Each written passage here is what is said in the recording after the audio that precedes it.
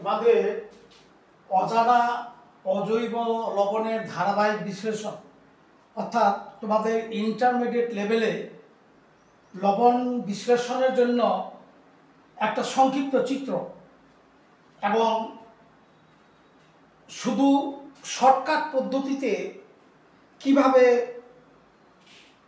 লবণের শনাক্তকরণ করা যাবে সে সম্পর্কে আমি চেষ্টা করতেছি। দেখো এখানে উপরে আছে, এই লাইনটা সব জায়গায় হবে, অজানা অজৈব লবণের ধারাবাহিক বিশ্লেষণ। নমুনা নং 1, তারিখ মনে করো 11/5/25 তারিখটা দিতে হবে।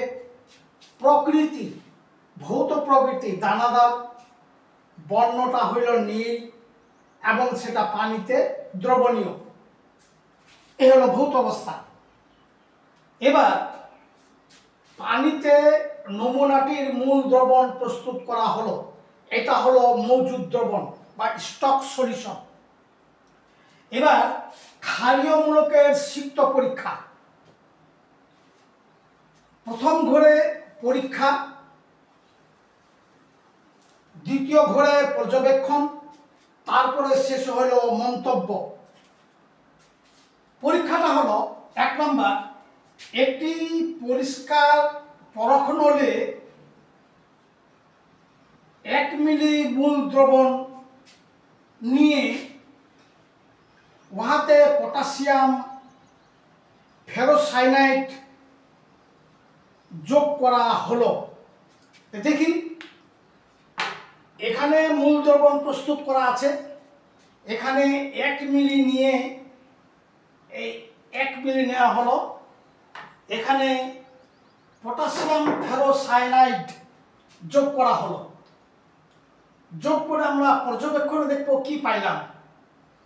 এই যে 2 তরলের সংযোগ স্থলে, এই যে 2 তরলে এখানে বাদামি বর্ণের দ্রবণ পাওয়া গেল।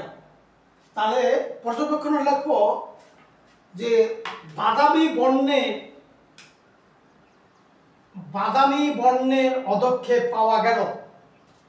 সিদ্ধান্ত বা মন্তব্য, কপার 2+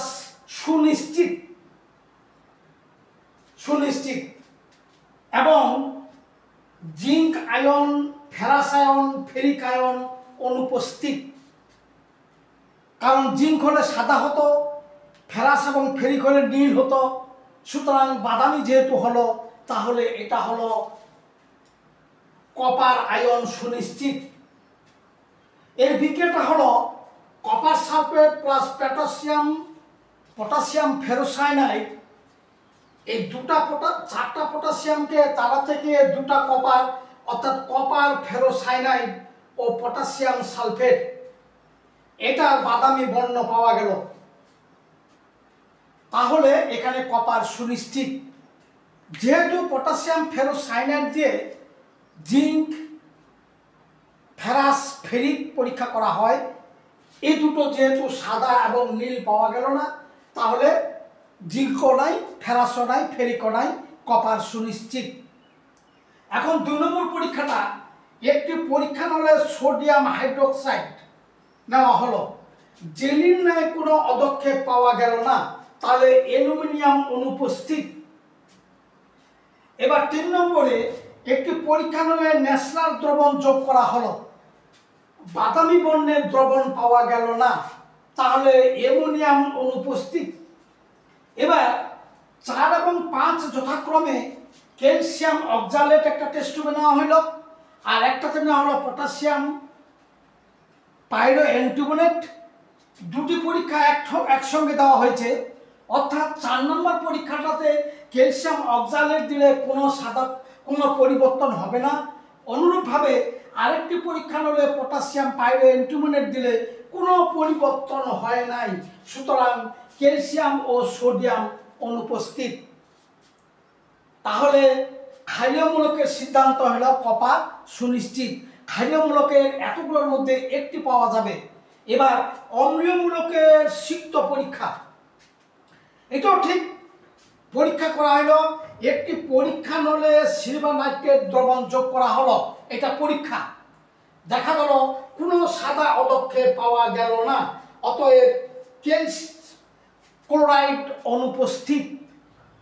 এবার আরেকটা টেস্ট টিউবে একটি পরিষ্কার পরিকল্পনা বেরিয়াম নাইট্রেট যোগ করা হলো, সাদা পদক্ষেপ পাওয়া গেল যাহা অ্যাসিডে অদ্রবণীয়, সুতরাং সালফেট সুনিশ্চিত।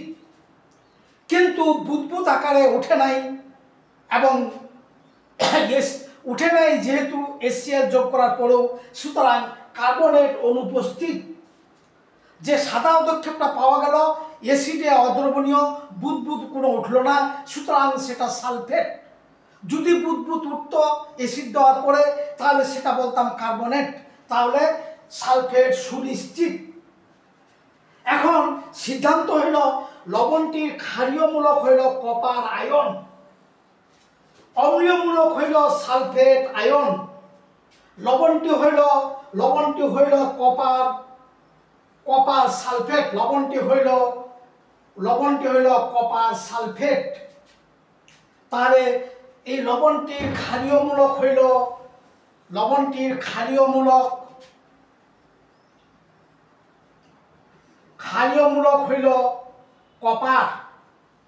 কপার আয়ন, আর অম্লীয়মূলক হইল সালফেট। তার লবণটা হইল কপার সালফেট। এইভাবে একটা অজানা লবণ কপার সালফেট নির্ণয় হয়ে গেল, এবং পরীক্ষার খাতায় এইভাবেই লিখতে হবে। শুধু ক্ষারীয়মূলকের সিক্ত পরীক্ষা, অম্লীয়মূলকের সিক্ত পরীক্ষা, মূল দ্রবণ প্রস্তুত, এবং প্রাথমিক অবস্থায় ভৌত কি অবস্থায় লবণটা পাওয়া গেল, সেটা দানাদার না তরল, বর্ণটা কি, সেটা পানিতে দ্রবণীয়। অর্থাৎ ইন্টারমিডিয়েটের লেভেলে তোমাদের প্রত্যেকটি লবণ পানিতে অবশ্যই দ্রবণ হবে। এটা হলো একটি লবণ বাহির করার জন্য, অজানা লবণ বাহির করার জন্য শর্টকাট পদ্ধতি। এরপরে আমরা আরেকটি লবণ ঠিক অনুরূপভাবে শুধু একই কথাবার্তা আমরা লিখব, শুধু একটি ক্ষারীয়মূলক সুনিশ্চিত করব আর একটা অম্লীয়মূলক সুনিশ্চিত করব। কারণ একটি লবণের মধ্যে ক্ষারীয়মূলকের একটি পাওয়া যাবে copper, zinc, ferrous, ferric, aluminium, ammonium, calcium, sodium, এর মধ্যে শুধু একটি পাওয়া যাবে। আর এদিকে সালফেট, ক্লোরাইড, সালফেট, কার্বনেট, এর মধ্যে একটি পাওয়া যাবে। যেমন এখানে কপার পাওয়া গেল আর সালফেট পাওয়া গেল। তোমাদের সকলকেই ধন্যবাদ।